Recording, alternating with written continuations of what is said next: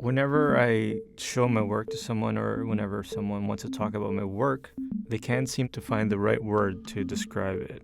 There is a distinct style that I didn't really understand till another artist pointed it out to me. So I'd like to call my work contemporary street photography.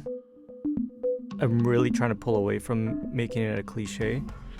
And one of the things that I've got really interested is not having a human being in a photo and just focus on these really mundane structures that I find interesting.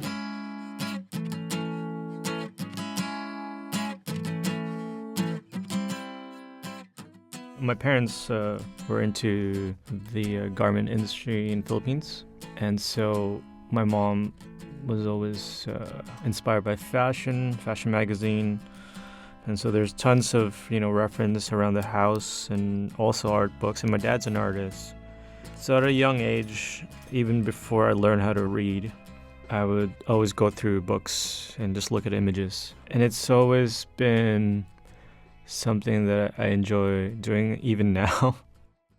It didn't really become real to me that I could be a photographer till I picked up a digital camera. I'd say maybe 7 years ago now. A few things that I do think about is the lighting. And then second is the shadows. And then third would be the subject matter. If I see something, I just go right ahead and shoot it. For every one good photo that I present, there's about 300 photos that I will never show to anybody. One of the reasons why there's no people in my photos is because I've always wanted to be a portrait photographer, and I really thought I was good at it. And as I get older, the more I become nervous on asking photos from people, I start looking at shooting at inanimate objects and found objects, and this is how I kind of develop my work. But it's interesting that you do find motion in stagnant objects.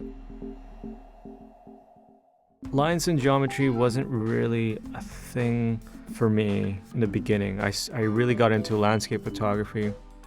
And it's interesting how light can manipulate colors on a certain time of the day. This photo was shot in Vancouver, and I was waiting in a bus stop. Sunset, I guess, maybe around 6 or 7 p.m. The lighting was perfect. I did saturate the sky, made it more purple. Even if I wasn't working on a commercial project, I was always focusing on my own personal contemporary work. That's, I guess, that moment where I realized, okay, you know what?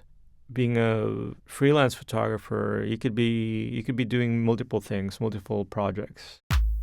I believe that everyone is creative, but not everyone has the ability or the drive that some people have. There's always a sense of purpose as an artist, and I do have that drive to push myself to keep creating.